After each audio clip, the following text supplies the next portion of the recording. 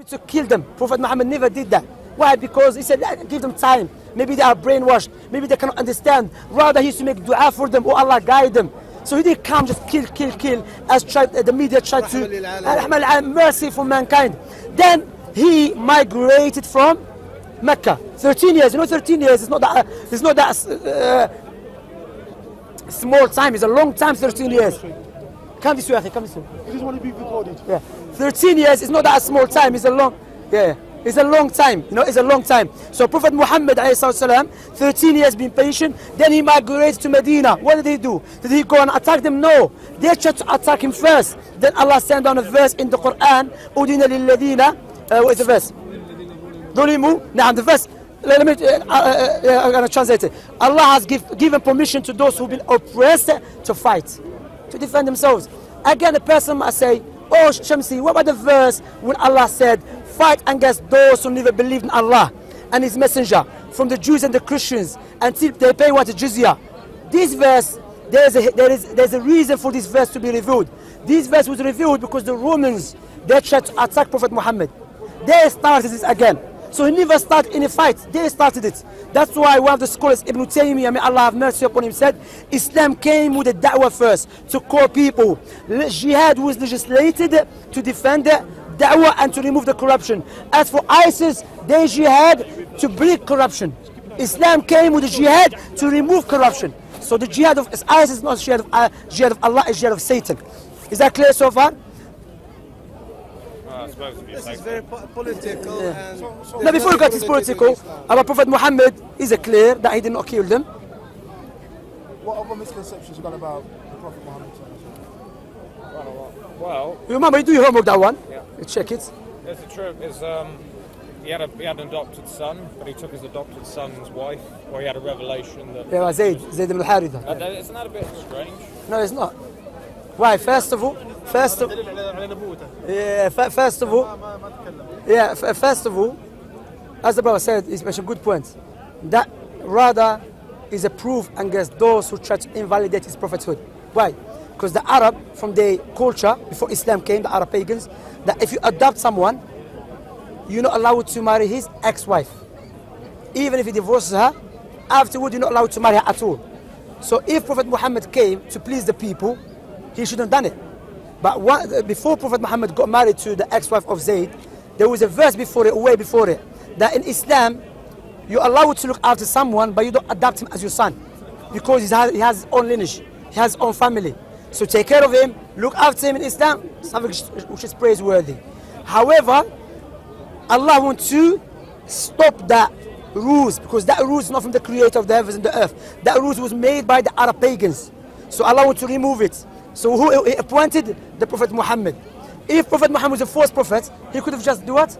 Hide it, because there was not any need for him to marry the wife of his, the one who took care of Zayd, you see? But rather, that shows that he was a prophet of Allah subhanahu wa ta'ala. And now, if I have someone, I take care of him, then he got married, he's not my son, he's not my biological son, none of that. If he got married, then he divorced his wife, afterward, I'm allowed to marry her. And there's no problem with that at all.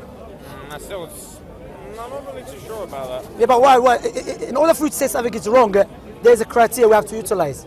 If I ask you why it is wrong. You just don't take your adopted son's wife. But again, there's no adoption in Islam. There's no adoption. Well, There's to take care of it. I would have been told that. Yeah, but again, your background is subjective, not objective. Your background is your background. Like now, none of us will be happy someone come from, like my country, Algeria, and he say, you know what, in Algeria, very friendly people, very happy. Very full of life. So no one says like Algeria or Morocco come here and says, you know what, in our culture that is wrong, therefore the British should follow us. We say no, keep your culture to yourself. So you see what I'm saying? You follow the Quran, because logic dictates you follow what the Creator came with, not what the human came with. Because human, from their human nature, they're always imperfect, but the Creator is perfect. I know. Okay. My question is to you. You believe God, He can do absolutely anything, there's nothing to cut. That befits His Majesty. So why can't He come to earth for 33 years? So I'm saying, what He just did, Live on earth for 33 years. you know what He just did? There's two things about God. Limiting God a little bit. What you just think, there's three things about God. There's what God is and what God does. So what you just did, you tell me what God does, then you tended to what God is. What God is does not change. What God does, No, I agree with you you. agree with I that? agree with you. Okay, God what does God not does, change. like God speaks, but does he speak to everyone? No. He spoke to Moses, but he never spoke to me. So there is, which we call attribute that of God, which is related to his will. I don't go to, but there's what God Do is. you believe Moses is the only one who spoke to God directly without Quran, Yeah, he speaks to us in the without Quran. help from You know, the angel before, Gabriel? no, I'm talking about specifically. So, Intervention from the angel Gabriel who spoke on God's behalf. yeah, but before we come to that, sorry, Joseph, yeah? But my point, what God is, what God does. What God is doesn't change. Do you agree? I'll give you an example. God is all-knowing. That's right. He does not befit him to become ignorant. Do you agree? That's right. Okay. God is all perfect. Does not befit him to become imperfect. So if God become human, that is a contradiction. Why? Because humans are imperfect and God is perfect. Therefore, that is a contradiction. That doesn't make any sense. You know, ever living. You see what I'm saying? So when we say that God doesn't become a man, not because God cannot do it. No, that has nothing to do with God's ability.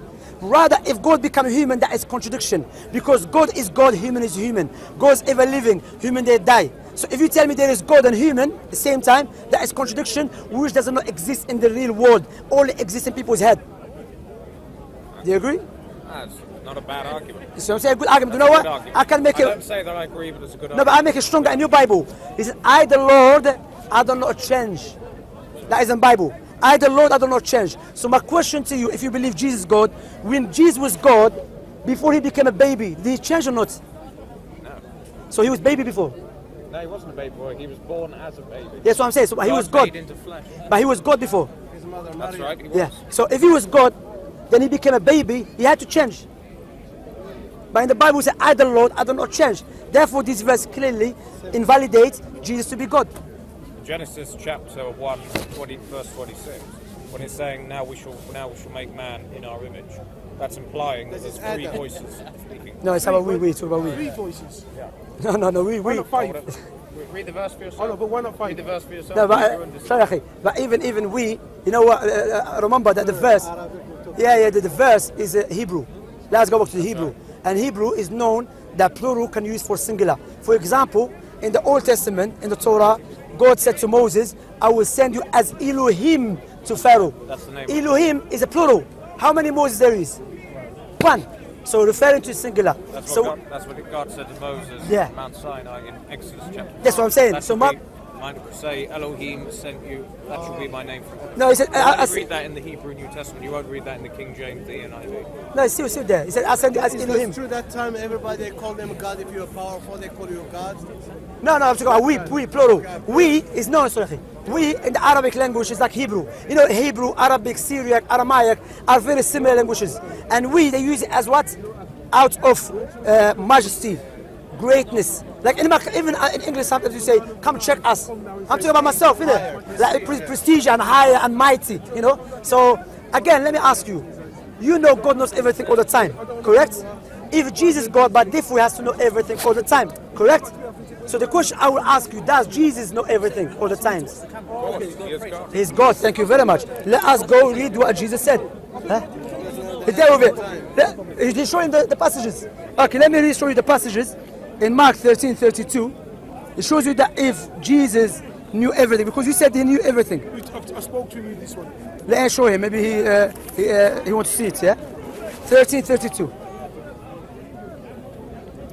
But of that day and hour no one knows, not even the angels in heaven nor the Son, only the Father. So even Jesus knows the hour. He cannot be God. You know this verse go in line with Allah's statement. Allah said, وَيَسْأَلُونَكَ عَنِ السَّاعَةِ. They ask about the hour. قُلْ عِلْمُهَا عِنْدَ رَبِّي. Said the hour, it's knowledge with my Lord. Allah said in the Quran, ما ينبغي للرحمن, I will translate it, yeah? ما ينبغي للرحمن أن يتخذ ولدا. It's not befitted for the most beneficent to have a begotten son. You know? So Allah subhanahu wa ta'ala mentioned the Quran. Look what Allah mentioned, yeah? Allah mentioned about that Jesus and his mother, they cannot be God. Why? كان يأكلان الطعام. They used to eat food. Do you know what Allah mentioned that? This argument, the Quran is so powerful than any argument. Why? Because anything that needs food, therefore is what is imperfect. But God is perfect. Therefore Jesus cannot be God. Because why? He needed, because why he needed what? Food. He needs provision. That is not the nature of the Creator. What I would advise you, Joseph, wallahi, this advice to you and to me. no, this life is not a joke. One day we have, this life is very precious. yeah, and one day we have to live this life. There's a lot of people wasting this breath. We're only on this earth for a short time. There's a lot of So I'm saying one day we have to leave it, Joseph. One day you're going to be inside the grave by yourself. And Allah subhanahu wa ta'ala said in the Quran, وَمَا كُنَّا مُعَذِّبِينَ حَتَّى نَبْعَثَ رَسُولًا. We will never touch, we will never punish anyone until we send a messenger. Islamically speaking, Allah will never punish His people, His servants, until the proof becomes clear to them. If you turn away from the truth and it's clear to you, if you repent, so I'm saying, and the repentance for you, I'll tell you straight away. Yeah, but that's good, you've been good to your mother, but what about the one who gave you life? Why are you not following his prophets? Why are you not following the teaching of his prophets? That's good. It's like someone telling me, you know what, I'm going to be good to my neighbor, but my parents... What does it say? It says paradise is at the feet of the mother. I mean... We say, of course, we look after your mother, but remember, the reason that we look after our mothers, first of all, we are human. Second thing, likewise, what? Because the Creator told us, yes? But what I was going to mention, that being good to your neighbors, to your parents, that's something good. However, there's something which is greater than that. Be good to the one who gave you life. If I give you £2 million, what would you say to me? Say thank you, at least. Would you remember me all the time? Of course I would. Of course. But yeah, okay, that's what I'm saying. That's a good point. Can you tell me about... Before, sorry. I will give you £2 million on the condition, give me your 2 eyes. Would you do that? I'll take them out. No, I need my eyes. He said no eyes. So therefore the one who gave you eyes, therefore your eyes is more valuable than £2 million. What about the one who gave you your eyes for free? Why don't you thank him in the way befit his majesty? Because he's the maker. He's a maker. A person might say, I'm thanking the Creator, but the question, are you thanking him the way he wanted to thank him? For example, if you want to buy a gift for your friend, would you buy a gift that your friend loves or the gift that you love? Your friend love. Your friend love. The gift that your friend love. If you care. So I'm saying, if you care, that's true. So likewise, you should worship the Creator the way He loves, not the way you love. And the only way is coming to Islam. Submit yourself I'll think about it. Figure, no problem at all. And it was my pleasure speaking to you. I will give you a book as a gift. That's for you. Thank you. And you do have my number? Yeah. And Just what's your name again? Shemsy. Shemsy. Joseph, you see, I remember your name, Joseph. The Prophet Joseph. Take care. Look after yourself. It was my pleasure speaking to you. Take care, yeah?